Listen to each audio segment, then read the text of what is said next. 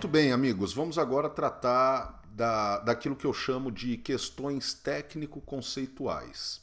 Esse tipo de questão apresenta uma vantagem. Se você domina aquele conceito, é grande a chance de tirar uma nota 10 na resposta e, além disso, de resolver a questão com brevidade, passando assim as outras questões.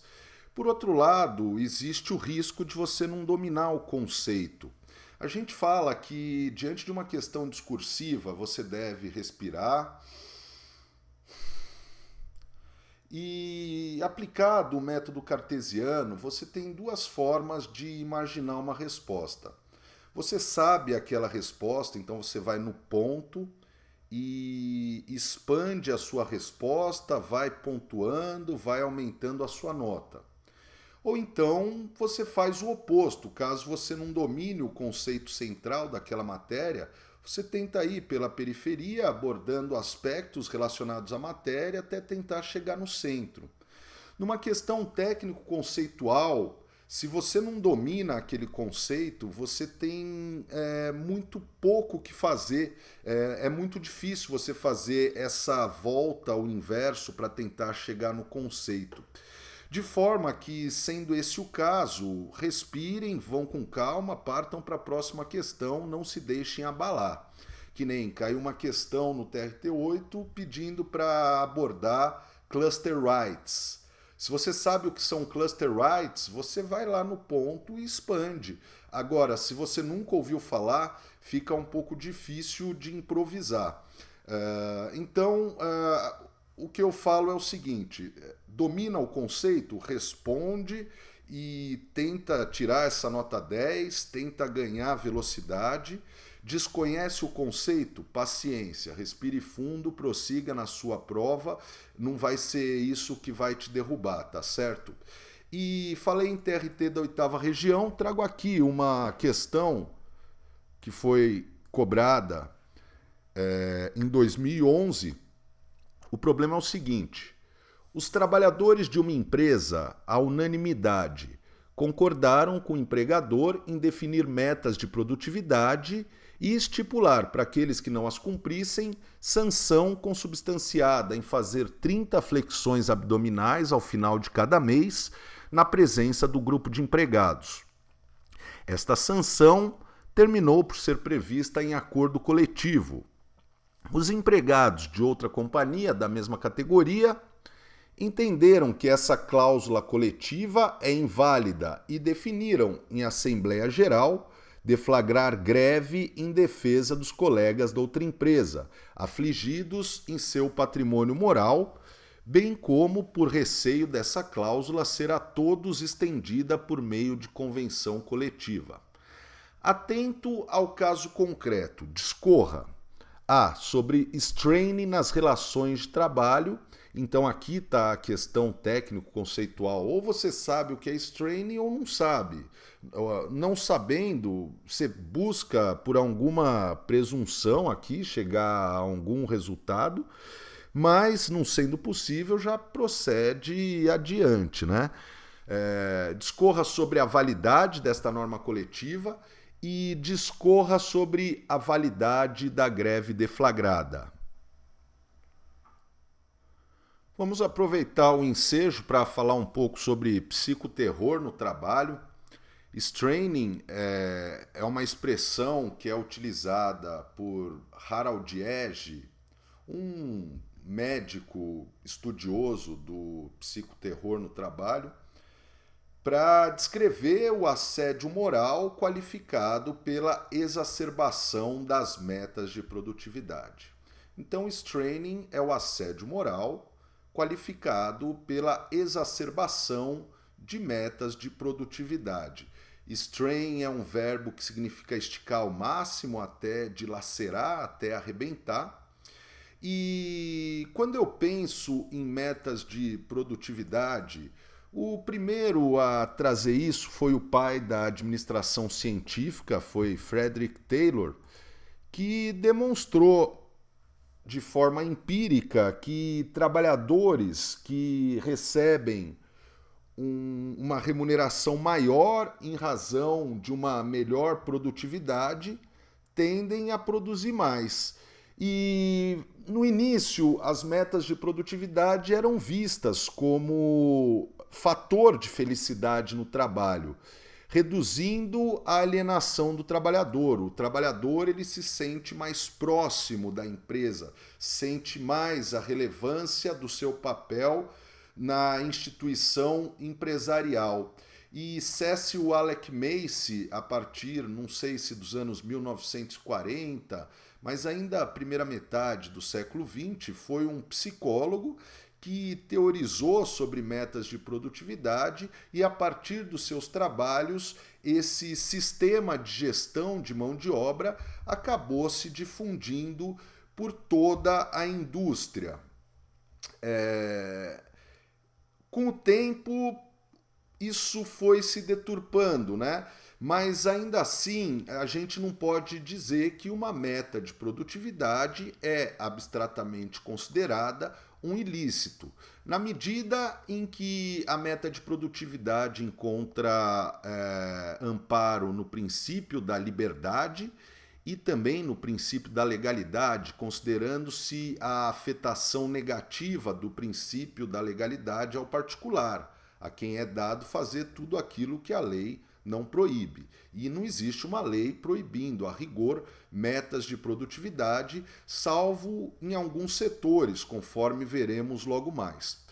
Ainda a meta de produtividade a gente pode encarar como uma decorrência do direito de propriedade, do qual também decorre o poder empregatício. Então, em linha de princípio, metas de produtividade são um instituto lícito. O problema é o straining, o problema é a gestão por estresse, o problema é o abuso por meio de metas de produtividade, o que pode colocar em xeque diversos direitos fundamentais. E a gente sabe da eficácia privada dos direitos fundamentais, a eficácia horizontal dos direitos fundamentais. Também os particulares devem observância a direitos fundamentais. Direitos fundamentais não se realizam apenas em face do Estado. Ora, a depender do tipo de meta de produtividade, ela pode colocar em xeque o direito à vida, como só ocorrer no setor sucroalcooleiro, onde se banalizou uma meta, ainda que implícita, uma meta de produtividade de corte de cana de 12 toneladas diárias por trabalhador, ao menos nas lavouras do Sudeste e Norte do Paraná, a gente vai encontrar essa meta de produtividade implícita, em algumas do Centro-Oeste também. Ora, isso pode colocar em xeque o direito à vida, né? A gente está falando de trabalhadores que trabalham com pesada indumentária, sob forte calor e tendo que cortar 12 toneladas diárias sem um exame do impacto disso na vida e saúde do trabalhador, é uma temeridade. Se não coloca em xeque o direito à vida, a gente vai ter metas que colocam em xeque o direito à saúde, né? Metas que concorrem para acidente de trabalho, metas baseadas em números exagerados de toques no teclados, ou então embasadas em ausência de pausas, né, como é comum no telemarketing, e isso pode levar a doenças do trabalho. A gente vai ter metas de produtividade que colocam em xeque o direito à integridade psíquica, sobretudo aquelas metas cuja cobrança vem acompanhadas de prendas, de chacota, de humilhação, como é o caso desse problema apresentado, em que o não atingimento de metas implica 30 flexões, né? Metas podem, portanto, trazer humilhação. Metas podem colocar em xeque o direito à integridade moral, o direito à autodeterminação proba, o direito à autodeterminação honesta. Eu já me deparei com uma grande rede de varejos que exigia de seus trabalhadores uma meta consistente em vender produtos de baixa aceitação no mercado, no caso, garantia estendida e seguro. E esses trabalhadores, eles eram orientados a enganar o consumidor, a dizer que aquilo era necessário, que era gratuito e, na verdade, acabava sendo diluído o preço em dezenas de prestações do produto comprado. E alguns clientes percebiam, voltavam para a loja e falavam: olha, você me enganou, você é desonesto. Ora, você tem o direito à autodeterminação proba, à autodeterminação honesta, né? E apenas para finalizar esse caso, aqueles que não se submetessem a tais práticas eram deslocados para o setor de boca de caixa, para aquela venda de penduricalhos para quem está pagando as suas compras, né? Considerando-se que esses vendedores eram remunerados à base de comissões, a remuneração acabava caindo significativamente. E a gente vai encontrar diversas situações em que, junto com metas, existe esse ônus, essa mentira como prescrição. Sobretudo no telemarketing receptivo, telemarketing passivo, aquele que você liga para resolver um problema, o sujeito tem uma meta de convencer o cliente a desistir de cancelar um produto e daí acaba passando o consumidor para trás, dando a volta nele, né? Vai passando de ramal em ramal, aguarde um minuto, aguarde outro minuto, até que cai a ligação. Muitas vezes é o problema de um trabalhador premido por uma meta que concorre para ilicitudes. A meta pode colocar em xeque o direito à informação. O trabalhador tem o direito de saber o valor do seu trabalho e muitas vezes eu me deparo com metas absolutamente ininteligíveis, metas que são produto de uma gama enorme de cálculos e tudo mais, e considerando diversas variáveis, a ponto do trabalhador não possuir a menor noção se está perto ou não de atingir a meta ou do valor daquilo que ele fez e da repercussão no seu salário ao final do mês. Metas podem colocar em xeque o direito à desconexão. Isso ocorre porque a meta ela funciona como um capataz invisível, como um empregador invisível que acompanha o trabalhador onde quer que ele esteja.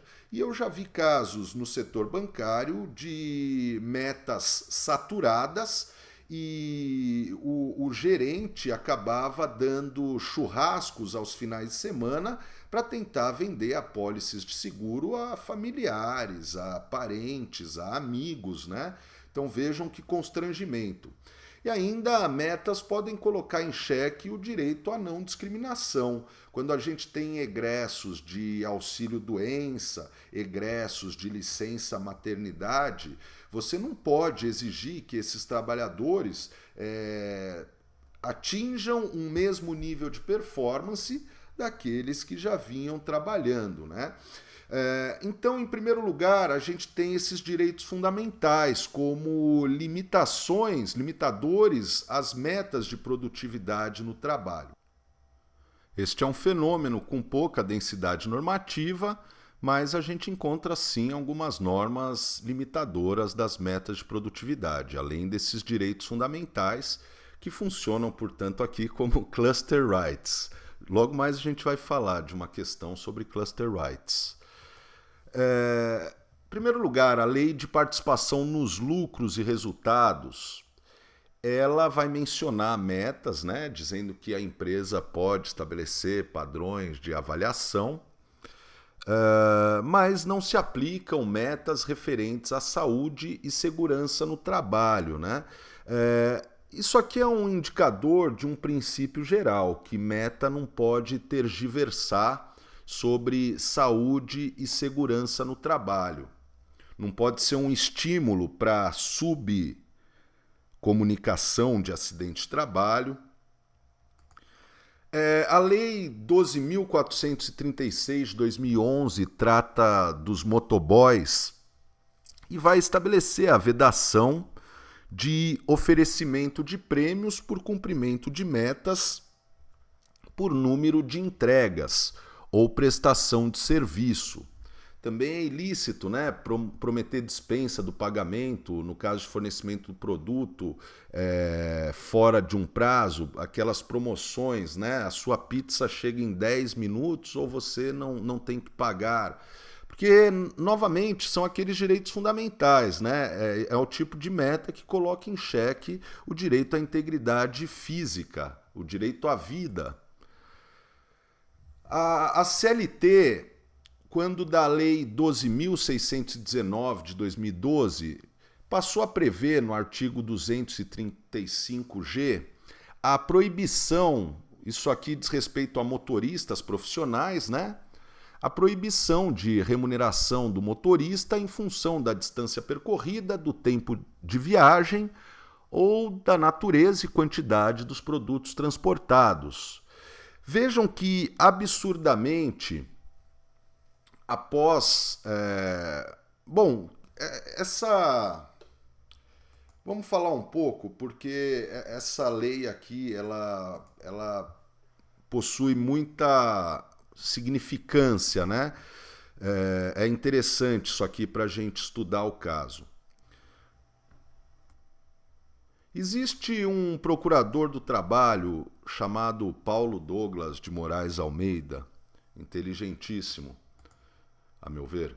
Hoje ele oficia na 24ª região, mas antigamente oficiava na 23ª. E no MPT você tem alguma discricionariedade na sua independência funcional para escolher suas missões prioritárias, né? E ele avaliou que um grande problema era a questão de jornadas prolongadas de motoristas profissionais, causando assim acidentes a si próprio e a terceiros, né?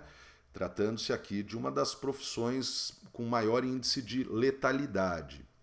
E após um exaustivo levantamento, esse procurador ajuizou uma ação civil pública, mas não uma ação civil pública comum.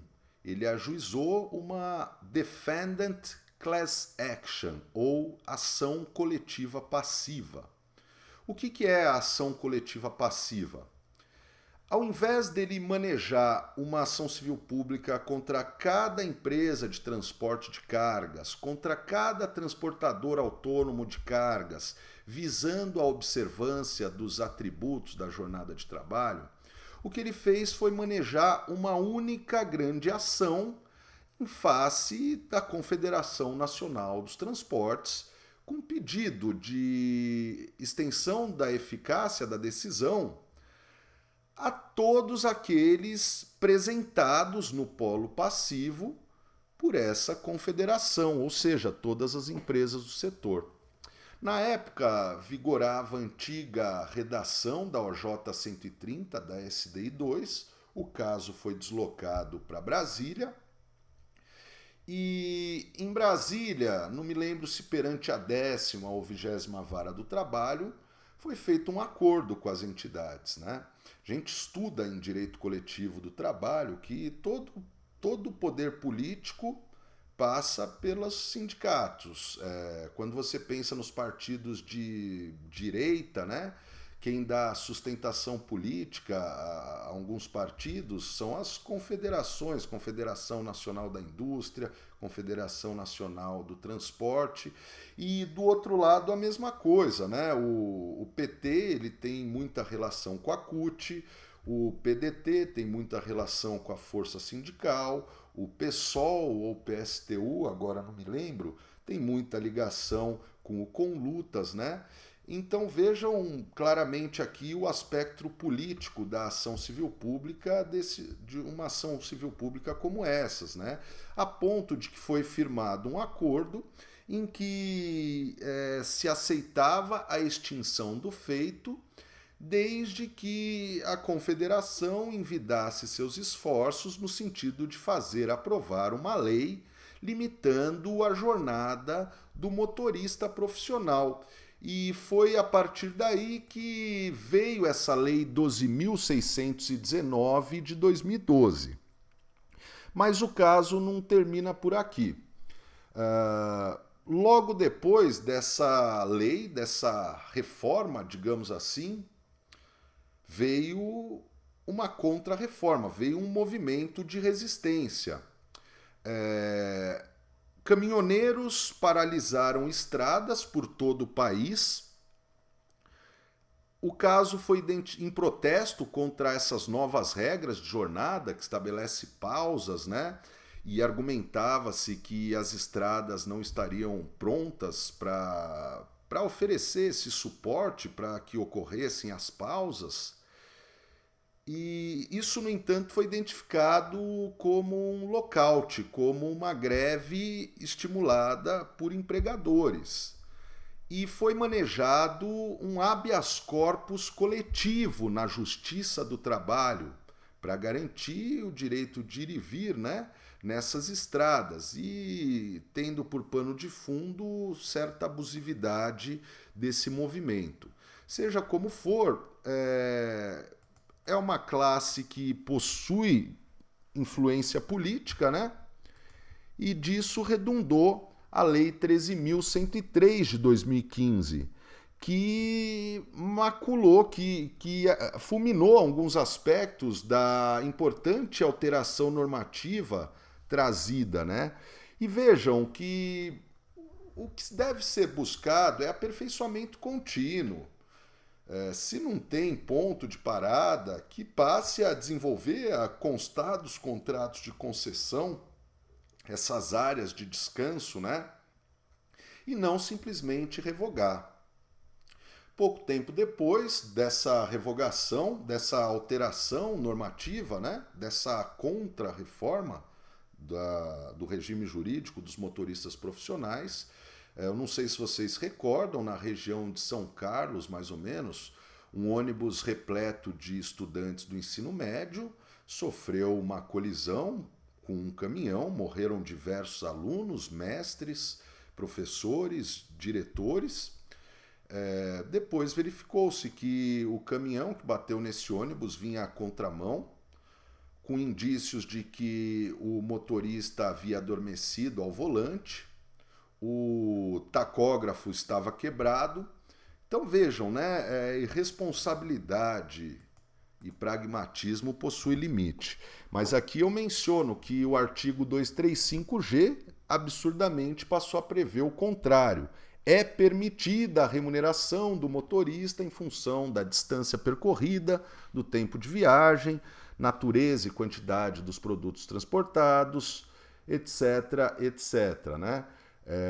Desde que não comprometa a segurança da rodovia e da coletividade ou possibilite a violação das normas previstas nesta lei.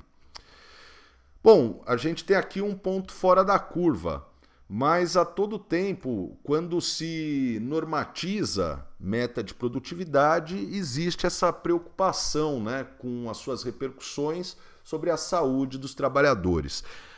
O diploma onde encontraremos maior suporte normativo para pensarmos num regime jurídico das metas de produtividade no trabalho é a norma regulamentadora 17 do Ministério do Trabalho e Emprego, que vai falar, né, nas atividades que exijam sobrecarga muscular, etc., todo e qualquer sistema de avaliação de desempenho para efeito de remuneração e vantagens de qualquer espécie deve levar em consideração as repercussões sobre a saúde dos trabalhadores, devem ser incluídas pausas para descanso, quando do retorno do trabalho após qualquer tipo de afastamento igual ou superior a 15 dias, a exigência de produção deverá permitir um retorno gradativo aos níveis de produção vigentes na época anterior ao afastamento.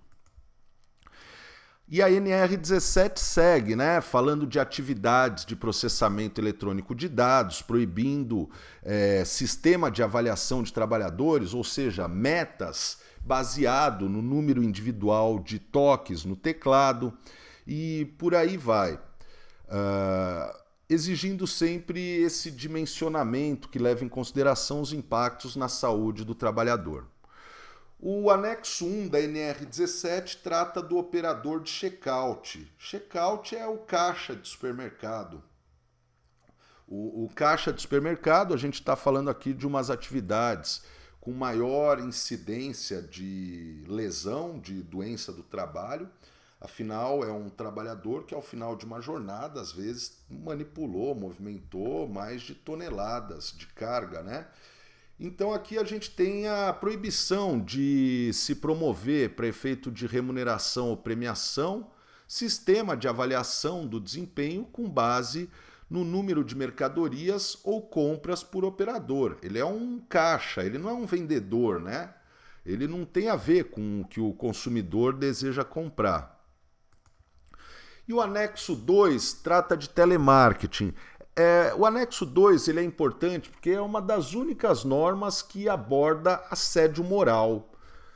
Olha só, para fins de elaboração de programas preventivos devem ser considerados os seguintes aspectos da organização do trabalho: compatibilização de metas com as condições de trabalho e tempo oferecido, repercussões sobre a saúde dos trabalhadores, a questão das pressões de tempo, horário de maior demanda, períodos para adaptação ao trabalho. E ainda é vedada a utilização de métodos que causem assédio moral, medo ou constrangimento, tais como estímulo abusivo à competição entre trabalhadores ou grupo ou equipes de trabalho, exigência de que trabalhadores usem de forma permanente ou temporária adereços, acessórios, fantasias e vestimentas com o objetivo de punição, promoção e propaganda. Isso não se confunde com a exigibilidade de uniforme, né, que a reforma trabalhista passou a prever. Mas aqui está se falando de adereços, acessórios, fantasias, indumentárias vexatórias, né? Assim como é proibido aqueles quadros de exposição pública das avaliações de desempenho dos operadores. E a partir dessa base normativa, articulado com aqueles direitos fundamentais colocados em xeque, a gente tem condições de traçar um regime jurídico de metas de produtividade com alguma segurança. Então, para fazer face ao direito à integridade físico-psíquica, eu entendo necessário que as metas de produtividade sejam tratadas nas instâncias de saúde e segurança do trabalho, como CIPA, PPRA, PCMSO, a depender das metas, necessário exames preventivos de distúrbio osteomuscular relacionado ao trabalho, que conste da análise ergonômica do trabalho, as metas de produtividade. É necessário que haja um dimensionamento considerando seus impactos na saúde e segurança do trabalhador, aferindo se as metas não estão saturadas, né? Ou seja, às vezes todo mundo naquele setor, naquele nicho, naquela localidade já adquiriu o produto. Não adianta ficar saturando metas, né? Para fazer face à integridade psíquica, a meta não deve vir acompanhada desses meios vexatórios de cobrança a que se refere o anexo 2 da NR17. Para fazer frente ao direito à integridade moral, as metas não podem concorrer para ilicitudes em face de terceiros ou de colegas.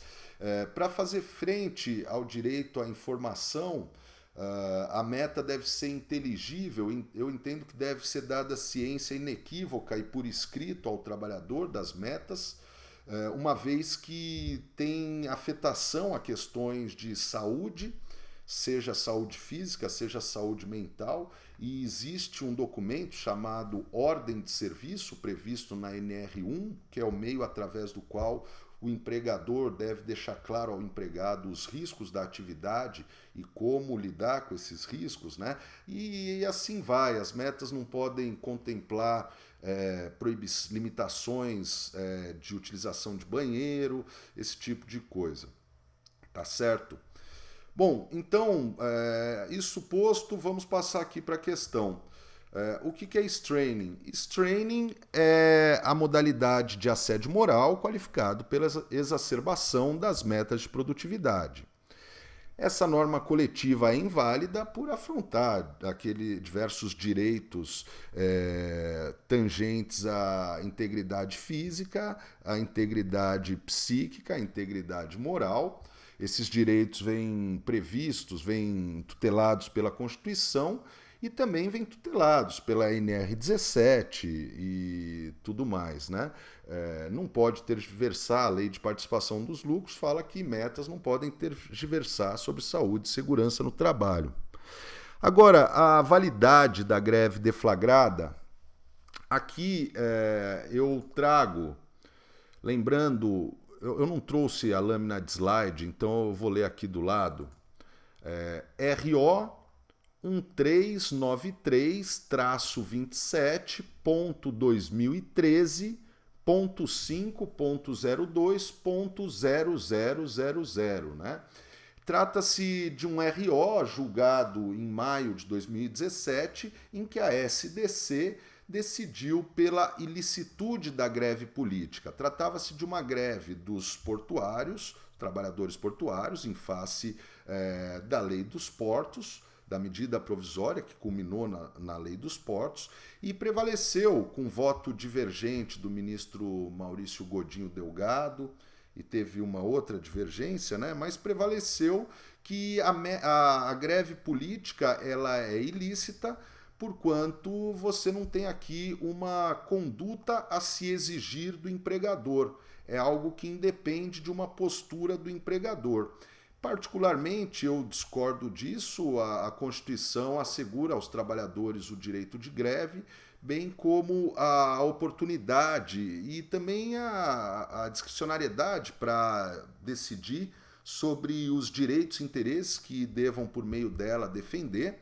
Foi nesse sentido o voto do ministro Godinho, mas prevalece no SDC a impossibilidade da greve política, dado esse critério de não haver uma postura a se exigir do empregador. Aqui seria uma greve de solidariedade.